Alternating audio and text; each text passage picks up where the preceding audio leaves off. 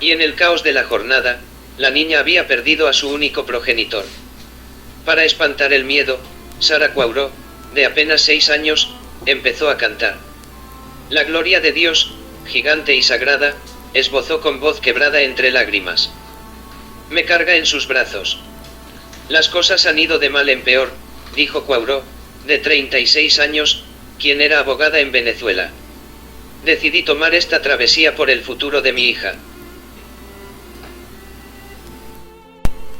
Al menos 33.000 de las personas que han hecho el viaje este año son niños. Algunas personas que migran proceden de familias extremadamente pobres.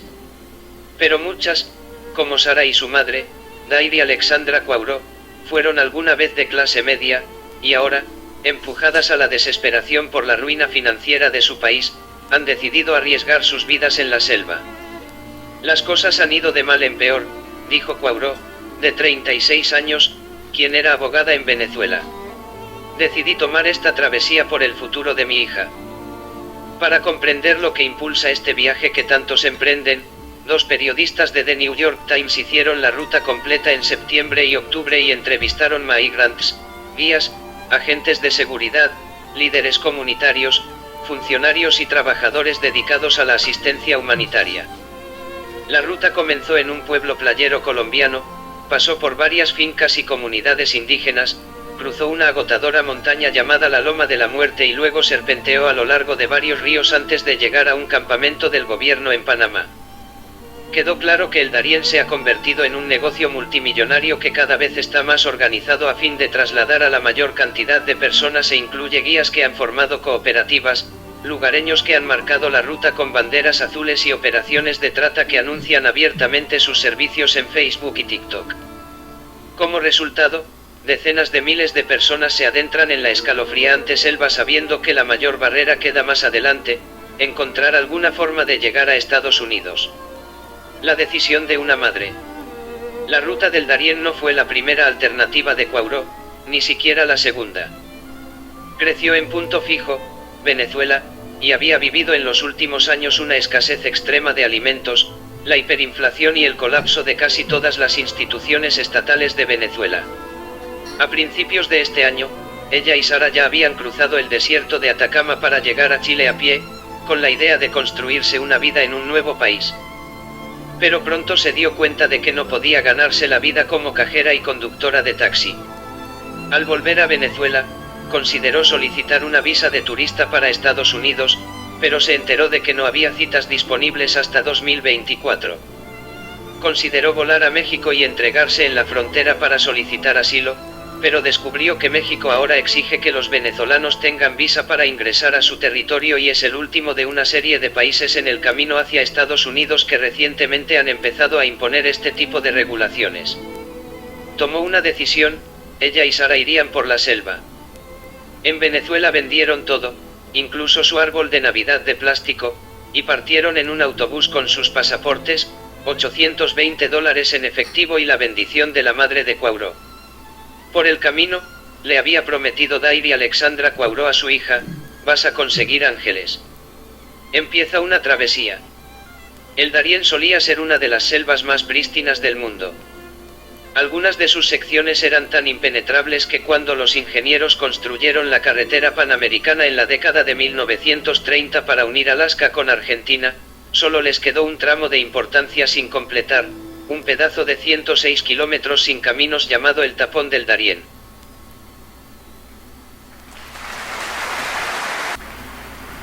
En la actualidad, el camino más común para atravesar el Darién comienza en la ciudad costera colombiana de Capurganá, donde Sarah y su madre se subieron a un muelle repleto de otros emigrantes desde lanchas que anunciaban un turismo responsable. Unos hombres de una cooperativa recién formada, Asotracap, condujeron al grupo a un complejo amurallado donde les explicaron que les asignarían guías que los conducirían los primeros días a la selva por una cuota de $50 a $150 por cabeza. Darwin García, representante de Asotracap, dijo que la cooperativa se había creado para compensar las pérdidas de ganancias turísticas en medio de la oleada de migrants, y para evitar que la gente muera en la caminata. Esto no es un negocio, insistió. Es un trabajo humanitario. Unos guardias bloqueaban la única salida. Sara y su madre se habían unido a un grupo de otras 9 personas. Juntas, entregaron $1.200.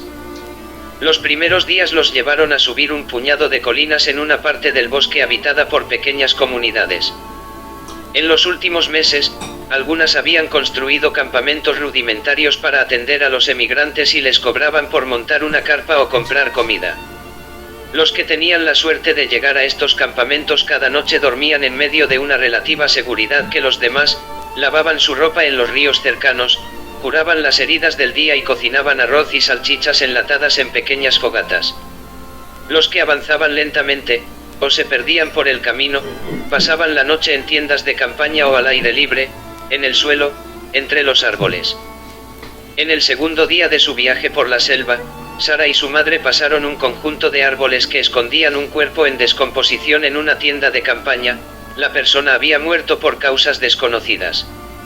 El tercer día, llegaron a un río, donde los lugareños cobraban $10 por un cruce en barco que duraba 90 segundos. El cuarto día, acamparon en un pueblo donde los vecinos rodearon el campamento de migrants con alambre y cobraban $20 por persona para salir. Y esa cuarta mañana, justo antes de llegar a la empinada montaña cubierta de barro conocida como la Loma de la Muerte, Sara y su madre se separaron. Salvoconducto 100% garantizado. A medida que la desesperación ha ido creciendo en todo el mundo, las redes sociales se han convertido en un poderoso amplificador de la ruta del Darién. Solo en el último año, las etiquetas relacionadas con el Darién en TikTok han recibido más de 1.000 millones de visitas, mientras que los grupos de Facebook con nombres como Darién Ruta Nueva a Panamá han atraído a cientos de miles de seguidores. La separación. La mañana en que Sara y su madre debían subir la Loma de la Muerte, Cuauró le había pedido a un amigo que conoció en la ruta, Ángel García, de 42 años, que le ayudara a llevar a su hija. Casi tan pronto como salieron de Capurganá, las botas de Cuauró habían empezado a rozar su piel, y ahora tenía los pies tan ampollados y llenos de pus que apenas podía caminar. García, quien había dejado a su hijo de 6 años en casa, subió en sus hombros a Sara, y seguido volteaba a buscar a su madre. En algún momento, volteó y ella ya no estaba. Mientras García sorteaba la montaña con su nueva carga, los dos se arrastraban a 4 patas, teniendo dificultades con las raíces de los árboles y trepando sobre troncos caídos. A su alrededor, algunos inmigrantes empezaban a desplomarse por el cansancio. Otro migrante, Arnaldo Villegas, de 36 años, dejó caer su cuerpo en el barro, débil por la falta de comida y agua. Había elegido esta ruta, dijo, porque los venezolanos como él se habían quedado sin opciones. El mundo nos cerró las puertas, dijo. Eidrienis Ortega, de 8 años, también venezolana, viajaba con sus 2 hermanas, su padre, su madrastra y su mascota, una tortuga. El viaje, dijo, era la peor pesadilla que haya tenido. Esa noche, en un campamento sembrado de pañales sucios, botellas de plástico y ropa desechada, Sara durmió en una carpa con García y 2 de sus amigos. Los hombres la mimaron, le prestaron una camiseta y se voltearon cuando se cambió. Pero parecían aterrados por su nueva responsabilidad. Por la mañana organizaron una reunión. No tenían idea de dónde estaba la mamá de Sara o si estaba lastimada, o algo peor. Les quedaba poco de comer y varios días más de caminata. Necesitaban llevar a Sara al final de la ruta tan pronto como pudieran, ahí creían que habría autoridades que podrían ayudarla. Empacaron su carpa. ¿Y mi mamá?, preguntó Sara, mirando a García. La vamos a ver en el camino, dijo él. Luego vinieron 2 días de cruces de ríos, en los que el agua crecía rápidamente durante las numerosas tormentas repentinas de la selva.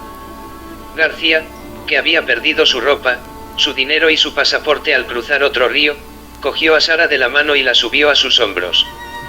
Cuando el agua le llegó a la barbilla, ella empezó a sentir pánico. Calma, mami, le dijo él, calma. Un momento de alegría. En el 8º día de su travesía por la selva, Sara y García llegaron a un campamento en un pueblo que marcaba la penúltima de las paradas antes de terminar la caminata del Darién. Las autoridades panameñas habían instalado un puesto de control migratorio para contar el número de personas que cruzaba la selva. Separaron a Sara de García, la apartaron en un cuarto al fondo, junto con otros niños que habían perdido a sus padres. Para entonces, Sara llevaba 3 días separada de su mamá. Pasaron las horas. Y luego, de pronto, Cuauró apareció entrando a toda prisa en el cuarto. Todo el tiempo, ella había ido unas pocas horas detrás, tratando desesperadamente de seguir el ritmo. Otras familias no habían tenido tanta suerte. Pocos días antes, una niña de 10 años llamada Ellen se ahogó en un río de aguas rápidas al resbalarse de los brazos de su madre. Unos días después, un niño de 6 años llamado Alexander también fue dado por muerto después de que el río se lo llevara. Cuauró tenía los pies tan malheridos que batallaba para mantenerse en pie. Perdóname, lloraba mientras besaba el rostro de Sara, sus brazos. No te dejé abandonada, insistía. Vine a buscarte. Te escribo esto con lágrimas en los ojos. Su alegría fue fugaz. Como muchos venezolanos, Cuauró partió hacia el Darién creyendo que si lograba cruzar la selva y atravesar Centroamérica y México, Estados Unidos la dejaría entrar. Como Washington no tiene relaciones con el gobierno en Caracas, no podía deportar a los venezolanos a su país. Y en los últimos meses, Estados Unidos había permitido que miles de venezolanos entraran al país y solicitaran asilo. La voz se había corrido rápidamente, ayudando a impulsar una oleada masiva hacia la frontera. Ahora, la gestión de Biden tenía dificultades para hacer frente a una crisis humanitaria y política cada vez mayor. Sara y su madre salieron del Darién el 10 de octubre.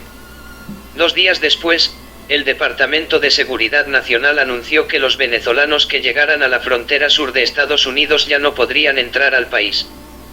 En su lugar, citando una orden de salud de tiempos de la pandemia de la era Trump, los funcionarios dijeron que serían enviados de vuelta a México. Al mismo tiempo, un reducido número de venezolanos, 24.000 personas, que contaran con auspiciadores en Estados Unidos, recibirían entrada legal si lo solicitaban de manera remota.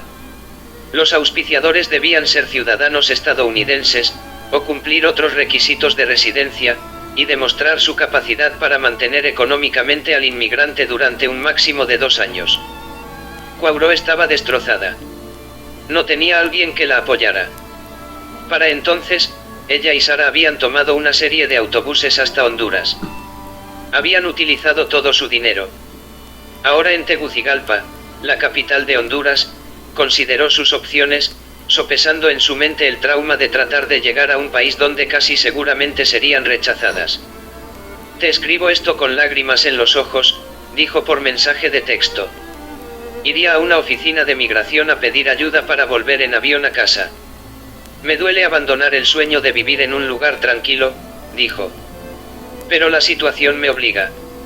Inmediatamente después del anuncio de la nueva regla de entrada, los migrants seguían saliendo del Darién a un ritmo de más de 4.000 al día, un récord.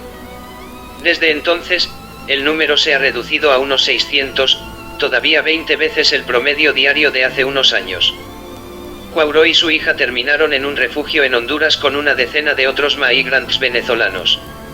Allí, esperó a que su familia reuniera suficiente dinero para comprarles vuelos a casa. Una hermana había llegado a Florida unos meses antes tras entregarse en la frontera, y le dijo a Cuauró que estaba apurándose por encontrar a alguien que las patrocinara para el nuevo programa de entrada, antes de que se llenaran todos los cupos. Sara, resfriada, se paseaba por el refugio con desgano. Del viaje que había terminado allí, el lodo, los ríos, las aterradoras noches sin su mamá, dijo que recordaba todo. En fin, los ángeles sí existen. En este caso se llama Ángel García.